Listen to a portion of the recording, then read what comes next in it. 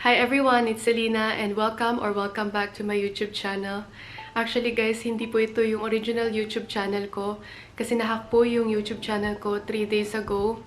And hanggang ngayon, hindi pa po siya nare-retrieve. Kaya gagawin ko tong video na to share awareness para maiwasan po natin yung mga nangyayari na ganito. Ayokong mangyari to sa mga katulad ko na YouTubers or sa mga taong mahilig mag-upload ng mga contents or hindi lang contents guys, mga important documents, mga accounts like Google Drive nga, photos, contacts, and yung mga bank accounts natin guys na kinoconnect natin sa primary email account natin guys. Kailangan po natin mag-ingat kasi unang-una sa lahat, nag-i-improve na po talaga yung mga hackers, sobrang galing na nila. Lalong-lalo na meron ng AI and kailangan po natin mag-iwas kasi hindi lang po ito nangyayari sa YouTube channel kundi nangyayari, nahahack din po yung mga social medias like Facebook, Instagram, TikTok, kahit anong accounts yan guys, lalong-lalo na lahat is online na, 'di ba? So yes, i-share ko po yung nangyari sa akin. Paano na-hack yung account ko guys para maiwasan nyo rin. And unang-una sa lahat, kung may re-retrieve pa ba, kasi ilang araw na, hinihintay ko pa rin. Pero guys, alam nyo habang tumatagal, parang mas sumasakit lang. So itong vlog na to parang to move on na rin. Kasi kung mawala man, at least may kapalit pa rin ako. And guys, it doesn't mean na nawala na yung YouTube channel ko magsa-stop ako to do vlogs. Siyempre, nagsimula tayo sa zero, so okay lang na back to zero tayo. Kasi gano'n naman talaga lagi guys. May struggles and challenges talaga na dadating sa buhay natin na itetest tayo para maging matatag and to keep moving forward, diba? So, yes, i-share ko sa inyo guys kung paano na-hack or paano nangyari na na-hack yung account ko. Paano may iwasan, may babalik ko pa ba, and paano mag-move on. Kasi hindi naman po madaling makalimot and hindi din po madaling maka-cope up sa isang bagay na nawala, na na-attach ka na dun Tapos pinaghirapan mo, ilang years na nasa'yo, tapos mawawala na lang. Una guys, bago ko pala i-share sa inyo kung paano na-hack yung YouTube channel ko, masakit sa akin yung nangyaring yun. Hindi dahil sa subscribers ko, hindi dahil sa YouTube channel ko, kundi yung mismong account na yung ginamit ko to create a YouTube channel, primary Google account ko po ito. Nandito po lahat, yung photos, videos, contacts, documents, mga kung ano-ano mga important na nasa Google Drive ko. Pati din nga guys, nakakonect yun sa bank accounts ko. And buti na lang, yun yung una kong ginawa na ipa-disconnect. Kasi tinawag ko kaagad yung bank accounts ko na ipatanggal nila or i-cut nila yung Google account na to, yung Gmail account na yung gamit kong yun. Kasi guys, yun yung kailangan natin iwasan. Kung ano yung ginagamit mong account sa YouTube channel mo, sa Facebook, sa Instagram, or kahit anong social media account yan or platform, kailangan iba po yung account na yun sa pag-connect nyo or yung paggawa nyo sa inyong bank accounts, sa mga ibang accounts na very important. So, dapat hindi pare-pareho yung Google account na yun. Kasi, ito po yung primary account na nahack. Lahat po yan connected. Kaya sobrang sakit and grabe yung takot ko. Ramdaman ko that time guys. Kasi nung nalaman kong nahack yung YouTube channel ko, bigla ko talagang tinawagan yung bangko ko na ngayon na nga, pinatawag ko din sa family ko guys. Kaya thank you so much ma. Thank you so much sa mga pinsan ko, sa kuya ko, sa sister ko, lahat sila, yung family ko guys, talagang tinulungan nila ako. Even my friends here, binibigyan nila ako ng advice. And ayun na nga, sobra yung support, sobra yung comfort nila na binigay nila sa akin nung kailangan ko sila. Thank you so much. Ayun na nga, pina-disconnect ko yung bank account ko. Tapos, yung iba pang accounts ko guys, pati yung social media accounts ko, pinalitan ko kaagad. Yung tulad ng PayPal, GCash, or whatsoever, kung ano-anong accounts ko guys, pinapalitan ko yung Google account. And ang ginawa ko rin guys, to make sure na maiwasan na tong paghahack na mangyari, yung mga recovery, gumawa ko ng mga recovery account na iba siya sa mga social media accounts. So, kailangan talaga hindi pare-pareho yung Google account. Kasi kung iisa lang yung gamit nyo guys, once na nahack yun, mahirap nang ibalik. So, paano nga ba nangyari? Paano nahack yung YouTube channel ko or yung mismong Google account ko? So, guys, on February 28, naka-receive po ako ng email. Ino-offeran nila ako na babayaran nila yung 60 seconds of integration video, plus description link, ganyan-ganyan. Sobrang professional nung dating. So, ang ginawa ko, since akala ko talaga legit, nag-register ako. And then, minessage pa nga ako neto kasi nung nagre-register na ako, minessage niya ako, if you have any questions, you can ask them here or in your Aspire personal account. Sincerely, Fifine. Fifine yung pangalan nitong ano na to, yung brand nga daw, yung company na to. So, ako naman, nagre-register na ako, tapos for a second, parang 2 seconds ata, nag-stuck yung, yung page na yun. Tapos ako parang nire-reload ko lang. Ini-scroll ko siya para mag-reload kasi baka nga nag-buffer or what. Tapos yun na lang. After few minutes, parang hinayaan ko kasi parang ayaw naman mag-work eh. Nag-reply pa nga ulit ako dito sa Fifine na to. Sabi ko, "Hi, I tried to register but after I verify my account, it's not working or the page got stuck." So, hindi na nagwo-work yung page na yun. Tapos after na yun, hindi na siya nag-reply. Maya-maya, naka-receive ako ng notification about my company na nilog out ako. Kailangan ko na mag-sign in, ganun. So, nagtaka ako kasi hindi naman ako nag-log out, diba?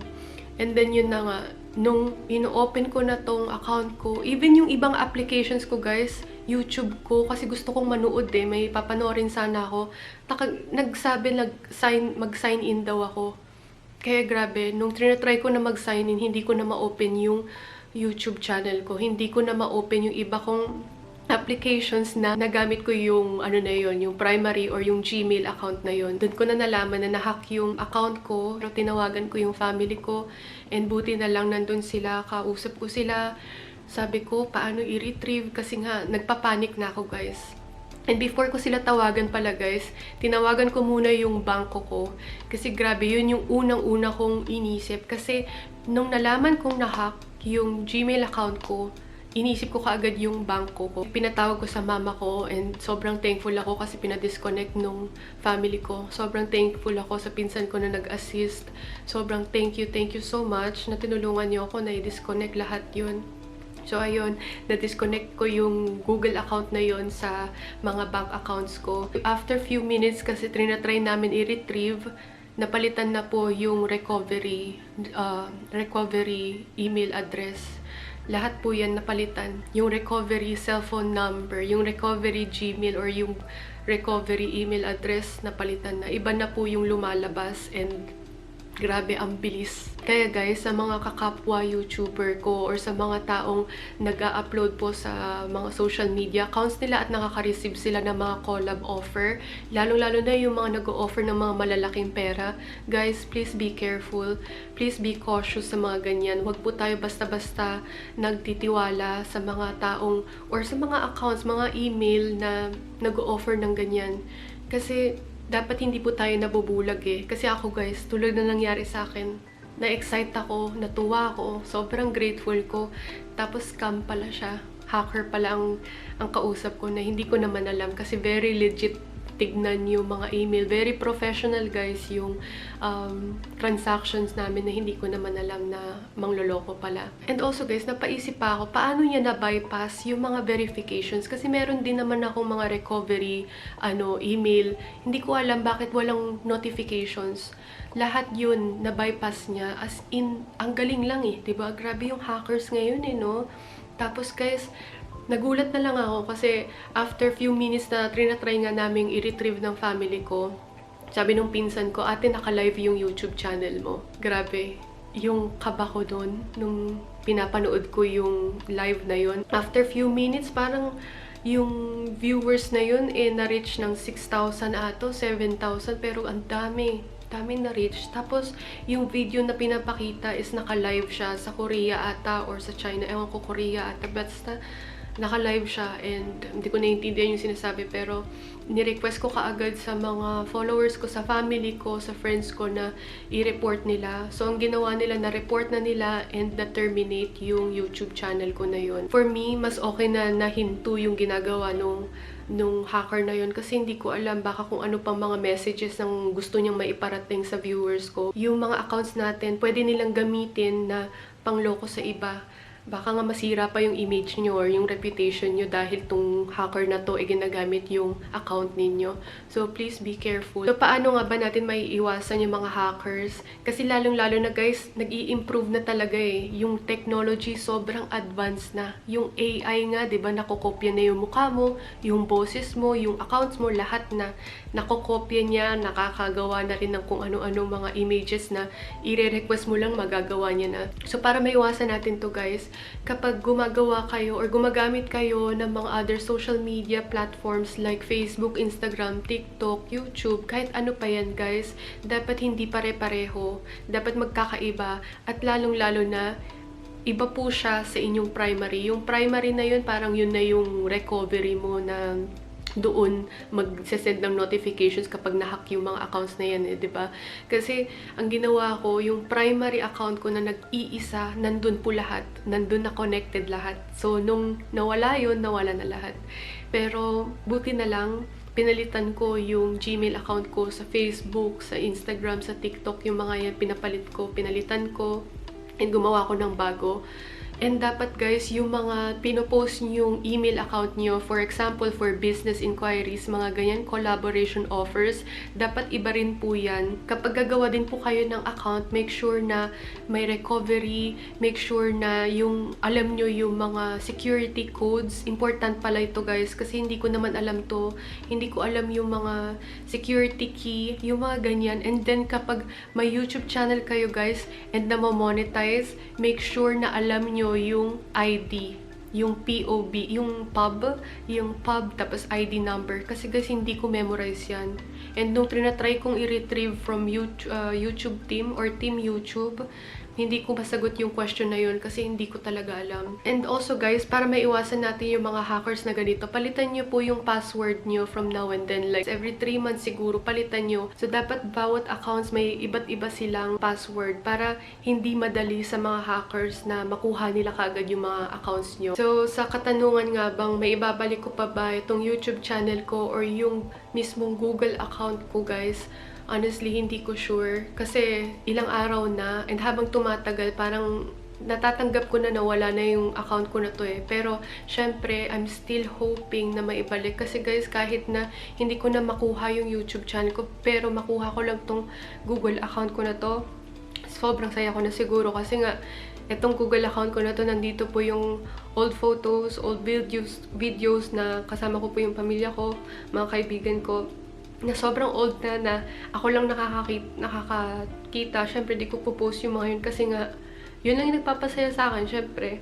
So, ang sarap balik-balikan yung mga yung mga memories na yan. Also, nag-reach out ako sa Team YouTube to retrieve it, and sabi nila, I just need to wait 1 business day, and ilang araw na guys, pang 3 days na, wala pa rin silang reply. So, I'm still hoping na ma-retrieve nila yung account ko. And also guys, ginawa ko na rin tong video na to para sa sarili ko, para mag-move on. Kasi kapag hindi ko siya nalalabas, masakit eh. Parang nako-consume ko yung bigat or yung negativity na nafe-feel ko. Kaya okay din na pag-usapan and malabas ko yung sakit na nararamdaman ko. Para rin yun na nga, mag-move on tayo. Always looking at the bright side. Kasi syempre, hindi porket nawala na tong YouTube channel ko eh, hindi na ako mag-vlog. Syempre, sobrang happy ako kapag nagsasalita ako guys. Sobrang happy ako kapag nag-e-edit, nag-vlog, nakakatulong sa mga viewers ko, sa mga followers ko. Sobrang saya ko. And also guys, binigyan niyo ako ng lakas para to keep moving forward, to keep making videos. Kasi unang-una sa lahat, hindi naman nakakatamad din guys mag-vlog, di ba? Pero kapag nalalaman kong may naghihintay sa videos ko, may nagtatanong sa akin, may nagre-reach out sa akin about tips or whatsoever, sobrang happy ko guys. Kasi alam niyo yun guys, nabibigyan niyo ako ng lakas na mag-upload pa rin ng videos. Tapos, nagtatanong pa kayo sa akin. Parang nafe-feel ko that you really trust me. Feel ko talaga na parang ate niyo ako. Parang ganun yung nafe-feel ko eh. So, thank you so much na binibigyan niyo ako ng lakas ng loob. Thank you so much sa family ko na kino-comfort ako and todo yung support nila sa akin. Grateful for my friends as well na pag-comfort and gusto nila akong tulungan na ma-retrieve yung account ko. Thank you so much. Gusto ko lang din guys sabihin sa inyo na always prepare yourself for the worst scenarios like this, na kapag may nawala sa inyo, tanggap nyo na hindi talaga permanent ang mga bagay-bagay sa mundo. Hindi permanent na nandyan lagi yung mga mahal nyo sa buhay. Hindi permanent na mayroon kayong laging pera. Hindi permanent na lagi kayong may trabaho or whatsoever. Lagi po dapat matatag yung ating loob. And unang-una sa lahat, wag po tayo susuko basta-basta. Wag po nating iisipin na kapag may nawala sa atin, end of the world na. Hindi po ganun. Kailangan po nating maging matatag, maging positive, and always keep moving forward, guys. Thank you so much sa panunood. And sana please, ingatan nyo po yung mga accounts nyo and always keep safe, guys. Thank you so much. Bye-bye.